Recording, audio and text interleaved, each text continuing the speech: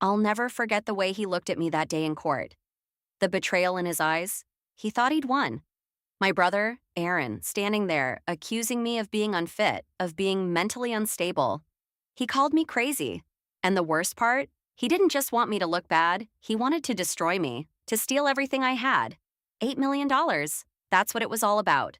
Before we continue, please hit the like button, subscribe to the channel, and turn on the notification bell for updates. I thought I could trust Aaron. We grew up together after all.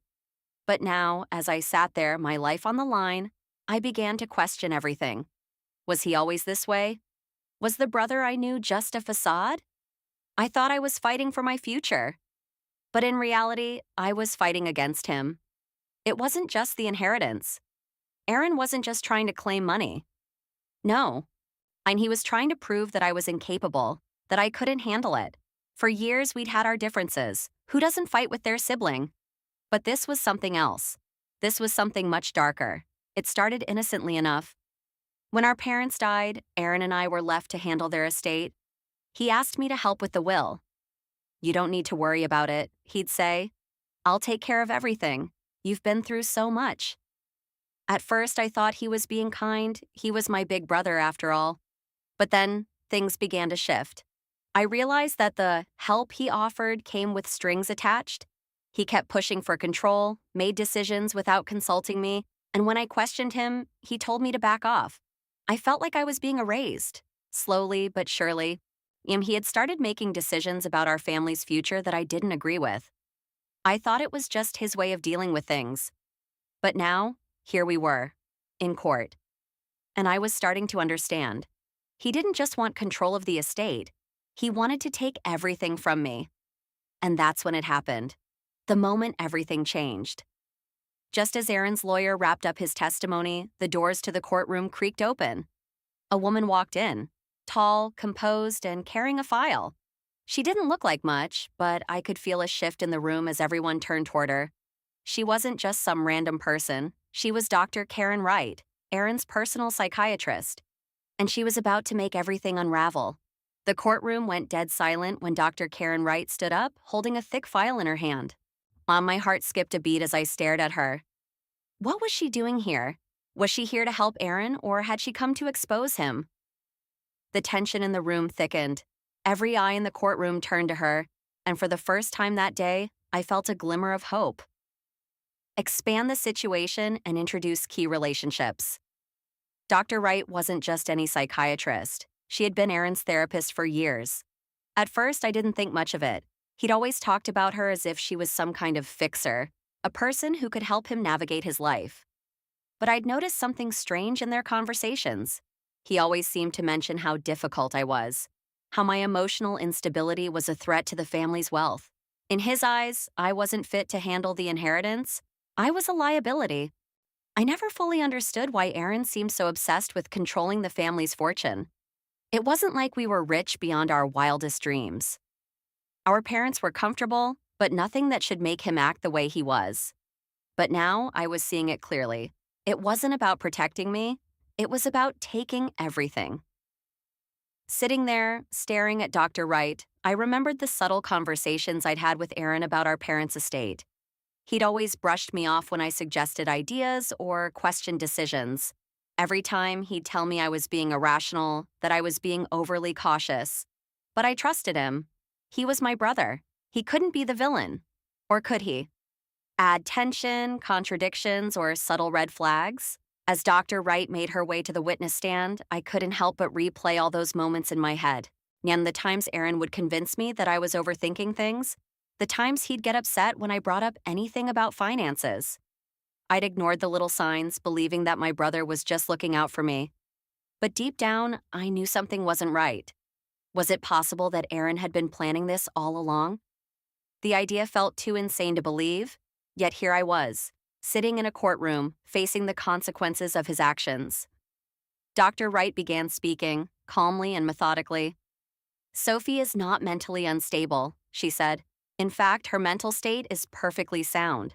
I have seen Aaron attempt to manipulate her, and I believe that his intentions here are clear. He's trying to gain control of her inheritance." My mouth went dry. This was it. She was exposing him. I could barely believe my ears. But as she continued speaking, and I realized that Dr. Wright wasn't just standing up for me, she was throwing Aaron under the bus in front of everyone. Dr. Wright's words cut through the tension like a knife, and Aaron's face turned pale. The room seemed to hold its breath. His lawyer stood up quickly, objecting to Dr. Wright's testimony, claiming it was biased. My stomach churned as I realized this was far from over. Would the court believe Dr. Wright? Or would Aaron somehow manage to turn the tables? And then, as if the courtroom itself couldn't take the suspense, the judge called for a recess. What would happen next? The recess was agonizing. My mind raced with a million questions. Would they believe Dr. Wright? Would Aaron manage to get away with his lies? When the judge finally called the court back into session, the air in the room felt heavy with anticipation. I could feel the weight of every eye on me, waiting to see how this would all unfold. Aaron was still visibly shaken. I had never seen him look so vulnerable before. His usual cocky, confident demeanor was gone, replaced by frustration and fear. The way he fidgeted, the way his hand trembled as he held his legal papers, it was like a whole new side of him was being exposed. Could it be that he knew his plan was falling apart? Escalate the conflict significantly. The courtroom had grown even more tense as the judge began to speak. "We will proceed with this matter," the judge said, clearly addressing the conflict between Dr. Wright's testimony and Aaron's defense. The tension in the room could have been cut with a knife as Aaron's lawyer stood up, shaking his head. Aaron's lawyer tried to cast doubt on Dr. Wright's credibility. She's biased," he argued. "This testimony is nothing but an attempt to discredit my client. She's not a neutral party." But Dr. Wright didn't back down. Her voice was steady, her gaze unwavering. "I have no personal stake in this case. My only concern is the truth." And with that, she turned to face the courtroom. She laid out the facts. How Aaron had been a regular patient of hers, how he had expressed his desire to control the family's fortune, and how he had specifically mentioned Sophie as someone he needed to deal with. What happened next left everyone speechless. Dr. Wright reached into her bag and pulled out a thick folder. It wasn't just a random collection of notes. This was evidence. Irrefutable proof. As she laid out the pages on the desk, she calmly explained that Aaron had confided in her about his intentions to make Sophie appear mentally unfit to handle her inheritance. The courtroom was in shock. This wasn't just hearsay. These were documented sessions where Aaron had openly discussed his manipulative plans that had been unfolding for months. The words he had used were chilling. He wanted Sophie out of the picture. He needed her to look unstable to gain control of her money. For the first time in my life, I felt seen. Dr. Wright's words weren't just a defense of my sanity, they were a vindication of everything I had felt in the pit of my stomach for so long. Aaron's facade had been shattered. He wasn't just a brother acting in his sibling's best interest. He was a man willing to destroy everything, including his own family, to get what he wanted. But even as I felt a rush of relief, I couldn't shake the feeling that this battle wasn't over. Aaron wasn't the type of person to back down so easily.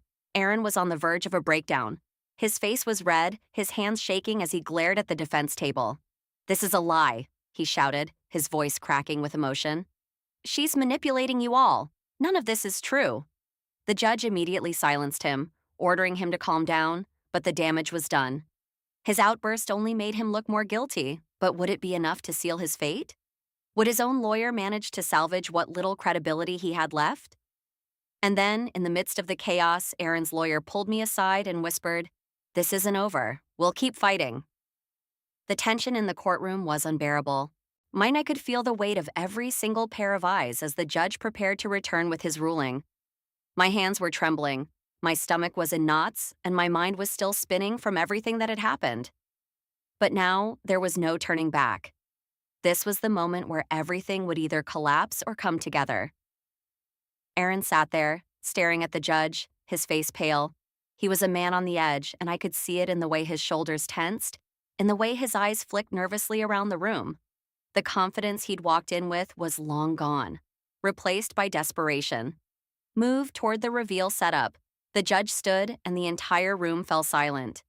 I couldn't breathe as I waited for him to speak, every second feeling like a lifetime. This was it. The moment I had been dreading and waiting for. The entire case had been building to this, and now it was time to see if everything would finally be revealed or if Aaron would somehow manage to twist the narrative one more time. The judge cleared his throat, his voice steady as he began to speak. After reviewing all evidence presented and considering the testimony of Dr. Wright, I have made my decision. He paused, scanning the room, his gaze lingering on Aaron before finally turning to me. It is clear that Aaron's actions were deliberate and deceitful. His attempts to undermine Sophie's ability to manage her inheritance and his pattern of manipulation are undeniable. I could feel my heart pounding as I waited for the next words. The truth was coming out, but would it be enough to hold Aaron accountable? Show consequences beginning to unfold. The judge continued. As such, Sophie will retain control over her inheritance, and the petition for a guardianship over her finances is denied. Furthermore, the court will be referring Aaron's behavior to the appropriate authorities for further investigation.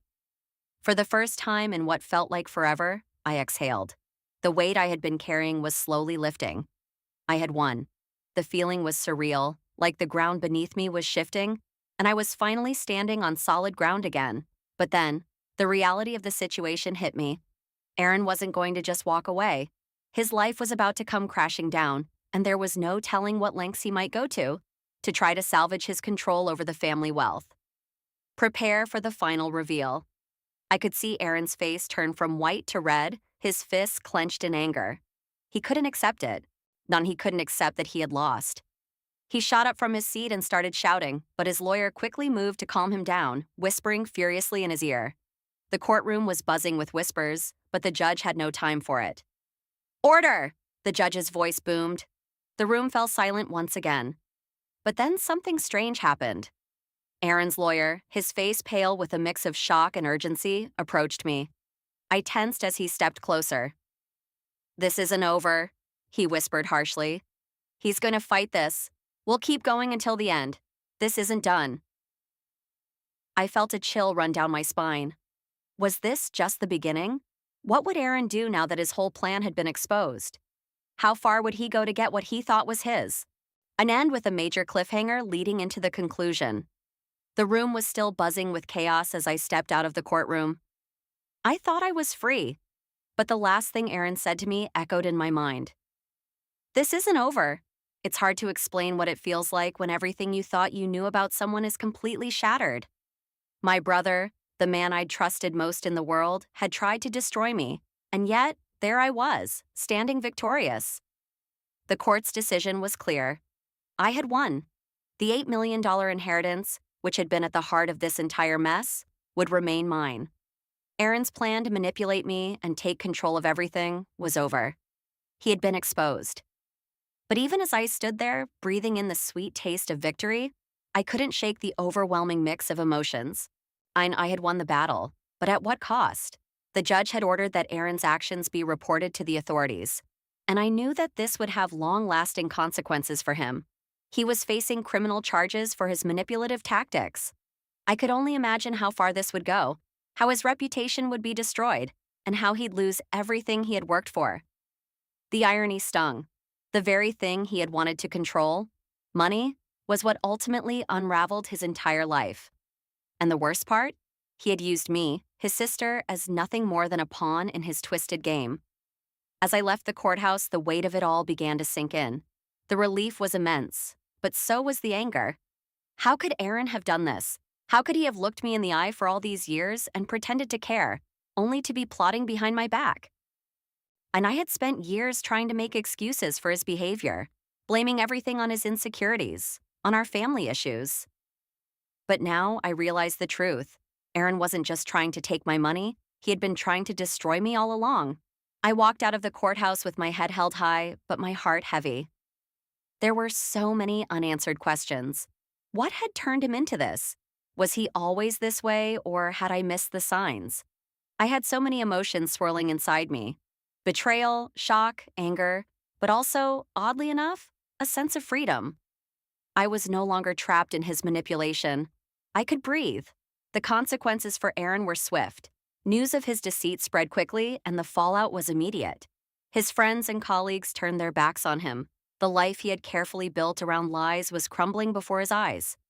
People started distancing themselves, And his reputation, once polished and pristine, was now tarnished beyond repair. And as for me, I was free to move forward, but it wasn't without scars.